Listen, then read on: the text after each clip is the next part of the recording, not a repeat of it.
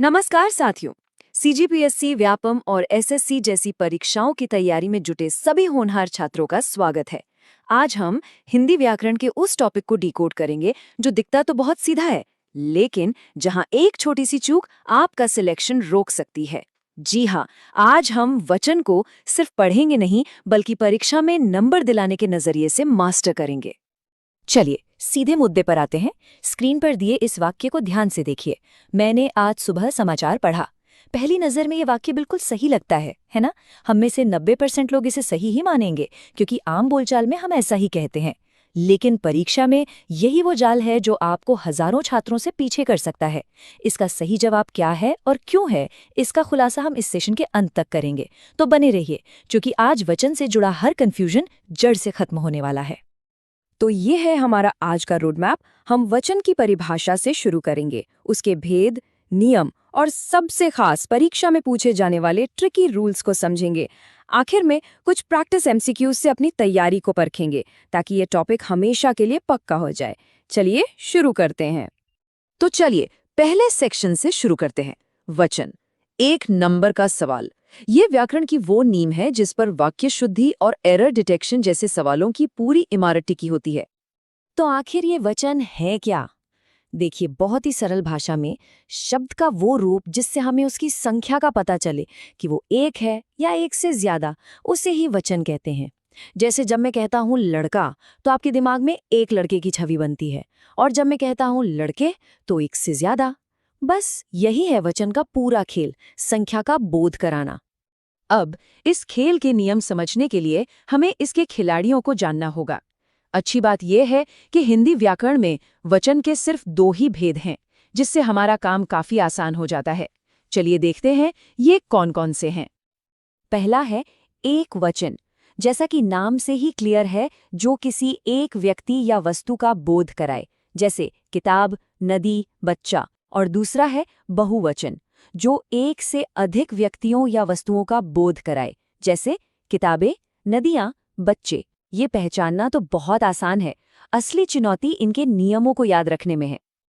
और अब हम आ गए हैं इस सेशन के सबसे जरूरी हिस्से पर, जहां से सीधे सीधे प्रश्न उठाए जाते हैं। अपना पूरा ध्यान यहां लगाइएगा, क्योंकि यही वो गलतियां होती हैं जो मेरिट लिस्ट में आपका नाम ऊपर या नीचे करती हैं।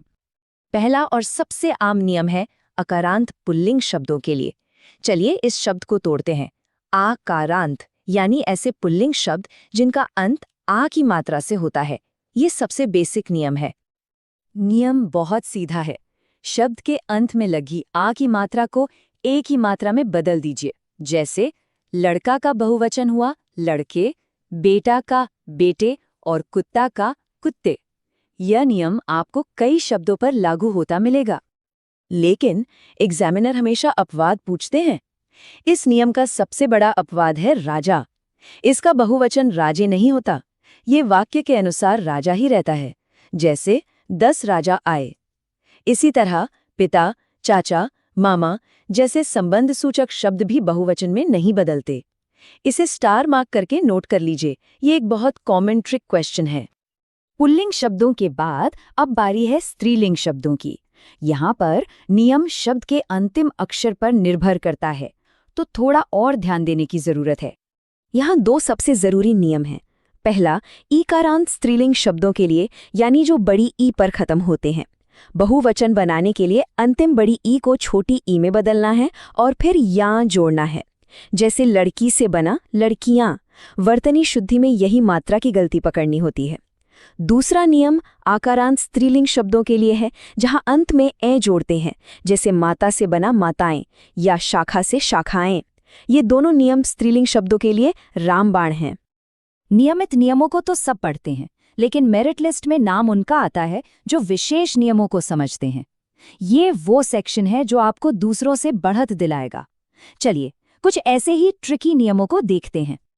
इन शब्दों की लिस्ट को दिमाग में स्कैन कर लीजिए। प्राण, दर्शन, समाचार, लोग, आंसू, हस्ताक्षर। ये शब्द हमेशा हमेशा बहुवचन में ही प्रयोग होते हैं, जैसे मेरे प्राण निकल गए, न कि मेरा प्राण निकल गया। आपके दर्शन हुए। और अब लौटते हैं हमारे पहले सवाल पर। समाचार भी इसी लिस्ट में है। इसलिए सही वाक्य होगा, मैंने समाचार पढ़े न कि पढ़ा। यही वो 1 नंबर है जो अब आपकी जेब में है।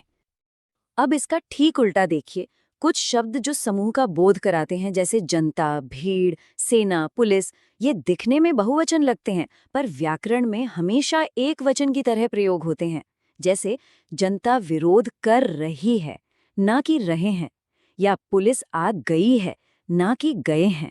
यही वो बारीकियां हैं जहां परीक्षक आपको फंसाने की कोशिश करते हैं। हिंदी भाषा की एक और खूबसूरती है आदर।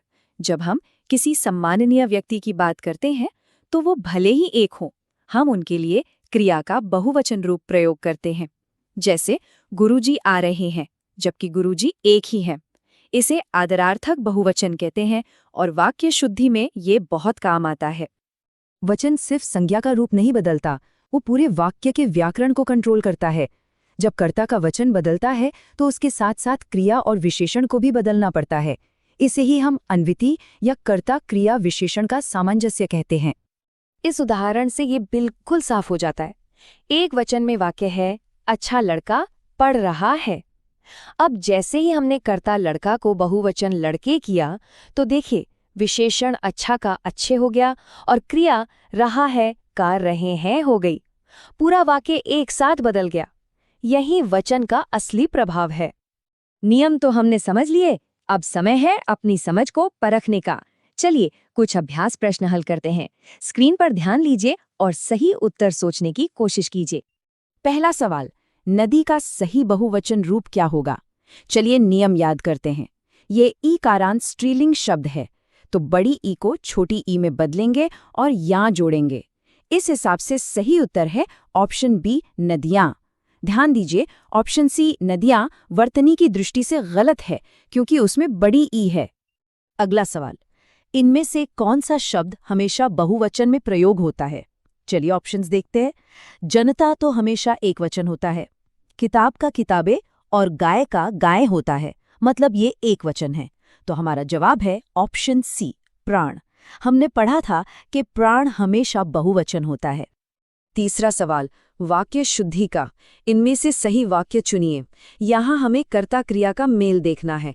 कर्ता है बच्चे, जो कि बहुवचन है, तो इसके साथ क्रिया भी बहुवचन यानी रहे हैं आनी चाहिए। इस नियम के अनुसार सिर्फ ऑप्शन बी, बच्चे खेल रहे हैं, सही है। चलिए परीक्षा के लिए 1 मिनट में इस पूरे टॉपिक को रिवाइज करते हैं। पॉइंट 1, वचन संख्या बताता है, एक या अनेक। पॉइंट 2, इसके 2 भेद हैं, एक वचन और बहुवचन। पॉइंट 3, पुल्लिंग में आ का ए हो जाता है। पॉइंट 4, स्त्रीलिंग में बड़ी ई का छोटी ई प्लस या जुड़ता है। पॉइंट 5, प्राण, दर्शन, समाचार ये हमेशा बहुवचन हैं। और पॉइंट 6, जनता, भीड़, पुलिस ये हमेशा एक वचन है। बस इन 6 बातों को याद रखिए, वचन का कोई सवाल गलत नहीं होगा। याद रखिए, सफलता एक दिन में नहीं पर एक दिन जरूर मिलती है, और वो दिन ऐसे ही छोटे छोटे प्रयासों से बनता है। आज हमने वचन के नियमों को सीखा है। अब आपका काम है कि आप सीजीपीएससी, व्यापम या एसएससी के पिछले 5 साल के प्रश्न पत्र उठाएं और वचन से जुड़े हर सवाल को हल करें। इन नियमों को लागू करके देखिए। मुझे आपकी मेहनत और क्षमता पर पूरा विश्वास है। आप ये कर सकते हैं। लगे रहिए। जय हिंद।